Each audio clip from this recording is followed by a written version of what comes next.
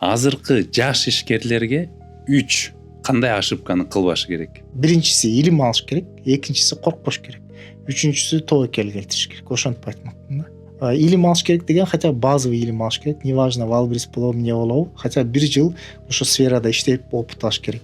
Экинчиси, эмнеге коркпош керек деген, сиздерде мага окшоп адамдар коркутат. Мындай болуп калат, тигиндей болуп калат, кедей болуп каласың, всю жизнь эту кашу будешь расхлебывать деген коркутуулар болот.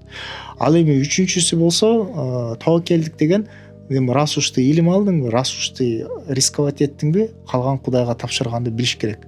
То есть биз окуп аткан мазхаб, ханафитский мазхаб, ученыйга келгенде сенин кемең чөгүп кетти дегенде ал эмне дейт?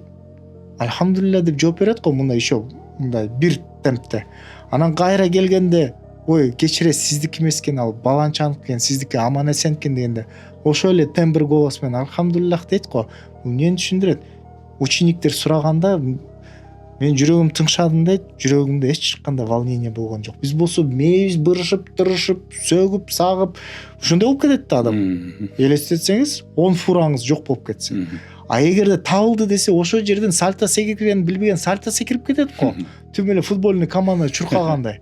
Ал кишиники бул жер тынчтык болгон экен. То есть толук тобокелдик болгон экен да, Алладан экен. Эгерде биз ошо нерсеге жетип ала турган болсок, жаштар особенности, все, вам цены нету да. Биз бул нерсеге тияка сүзүлөт, бияка сүзүлүп атып, 10 жыл текеберленип атып, анан ушул нерсеге келдик да. А вы 10 лет не теряйте, сразу с этого начните, и у вас будет результат сразу, да. Ошентип жооп бермекмин. Эң жакшы.